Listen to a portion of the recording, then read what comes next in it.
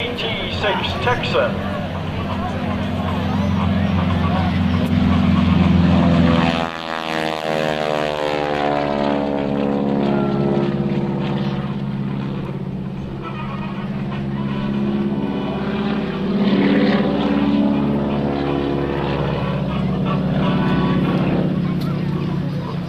With this big barrel roll on takeoff, Snodgrass will be turning the aircraft around now, coming back to my right-hand side.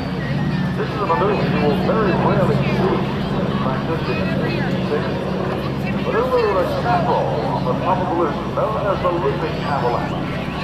Change out that 600 horsepower engine through the big 10-foot-6-inch diameter Hamilton standard prop. Heads downhill at a rate of knots. About 220 knots will take him up and over the top, leaving enough energy for the snap roll on top of the loop, the avalanche.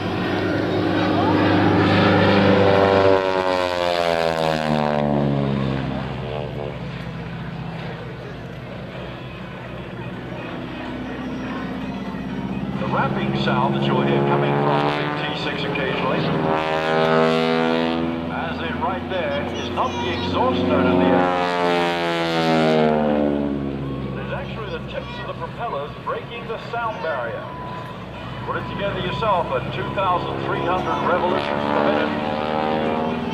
The propeller is driving or cutting a 10-foot-6-inch arc through the air.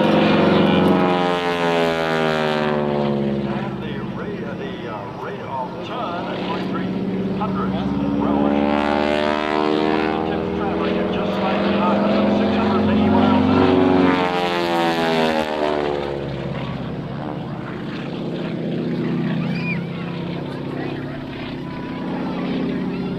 The hammerhead turnaround now as Captain Snodgrass goes to the top, stops on their rudder, puts the stick into the right forward corner, becomes weightless in the seat for a moment. The aircraft comes around, turns around, flies right back down his own tower of pillar of smoke.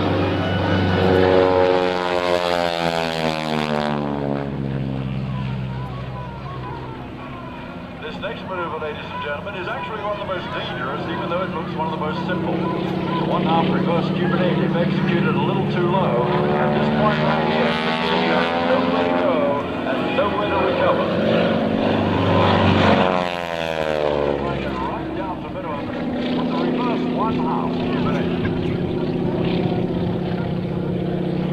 Up and over the top he goes for the sharp barrel turn at show center. That's named after Dale Snodgrass and Penny Wagstaff. Saw the one-half reversing today. Here's the left side up version of it, the one-half once again, a one-half roll. It's in the upright position, accelerating down.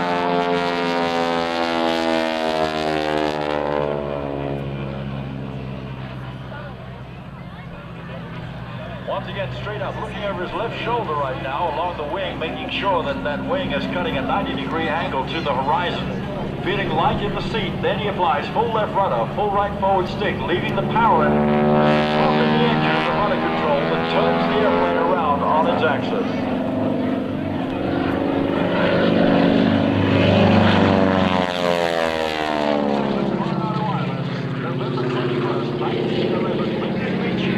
Started his career in the inside on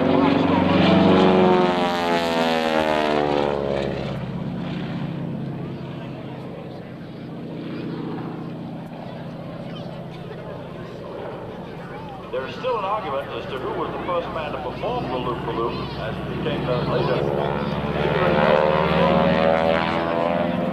A Frenchman, and the restaurant, a Russian. There was confusion as to when the actual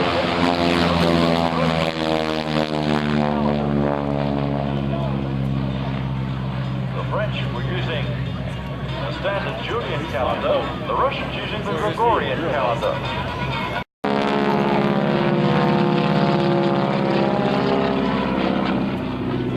The inside or barnstormer's loop, which was the type that you just saw, is the inside or positive G maneuver, opposite of an outside loop.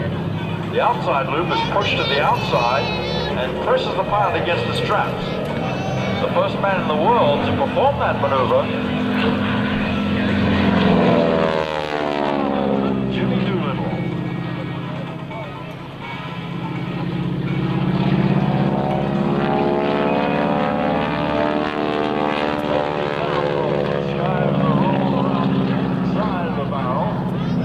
Two Charlies in search of a dentist up here.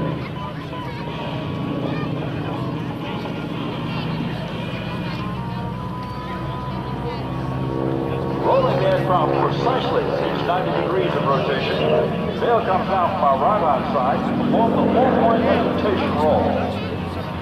Up he goes, stopping at each 90 degrees.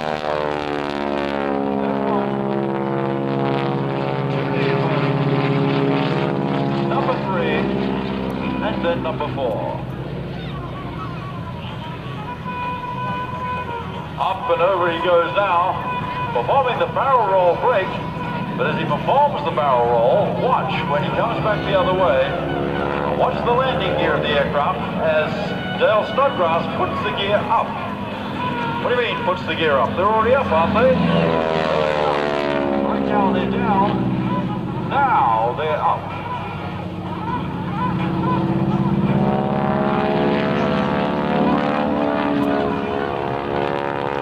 Once again, Dale Snodgrass, proudly brought to you by AT&T. Stop by their booth to find out about the great offers they have. Or let's see if Dale is going to perform one of his famous Tennessee waltzes.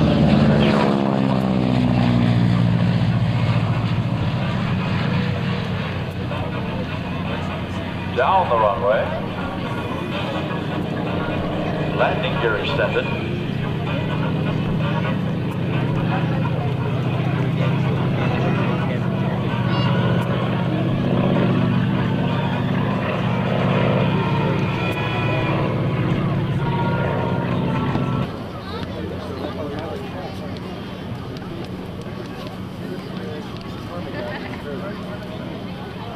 And as Dale puts the big T6 on his main landing gear, practicing the wheel landing, I'd like to thank Air Traffic Control Master Chief Pitts, who is up there in the tower today, along with Air Traffic Control Master Chief Johnson, First Class Petty Officer Mello, First Class Petty Officer